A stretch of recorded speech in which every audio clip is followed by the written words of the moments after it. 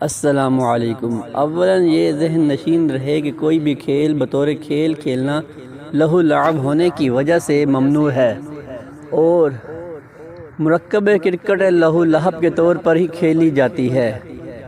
تو جب اس طرح کھیلنا ممنوع ہے تو ان کو دیکھنے کی بھی اجازت نہیں۔ میرا ایک بھائی ہے، وہ کرکٹ ٹیم میں جانا چاہتا ہے۔ میرا سوال یہ ہے کہ وہ جو کرکٹ ٹیم میں کھیلتا ہے اور جو تنخواہ لیتا ہے وہ حرام ہے یا حلال؟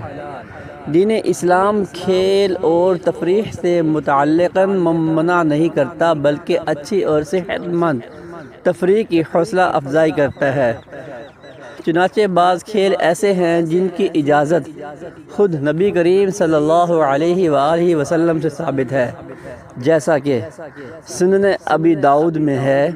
مذکورہ حدیث میں 3 کھیلوں کو لہو لعب سے مستثنیٰ کیا گیا ہے، کیونکہ لہو تو اس کام کو کہا جاتا ہے جس میں کوئی دینی یا دنیاوی فائدہ نہ ہو، جبکہ یہ تینوں مفید کام ہیں جن سے بہت سے دینی دنیاوی فوائد وابستہ ہیں۔ تیر اندازی اور گھوڑے کو سدھارنا تو جہاد کی تیاری میں داخل ہے، اور بیوی کے ساتھ ملاعبت کے مقصد کی تکمیل ہے۔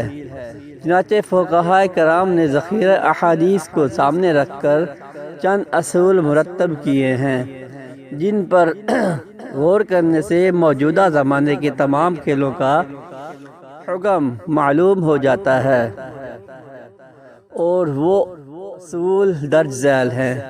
وہ کھیل بذات خود جائز ہے، اس میں کوئی ناجائز بات نہ ہو۔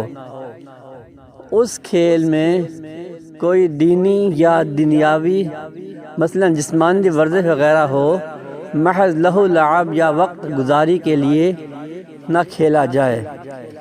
کھیل میں غیر شرعی امور کا ارتکاب نہ کیا جاتا ہے۔ کھیل میں اتنا غلط نہ کیا جائے کہ جس سے شرعی فرائض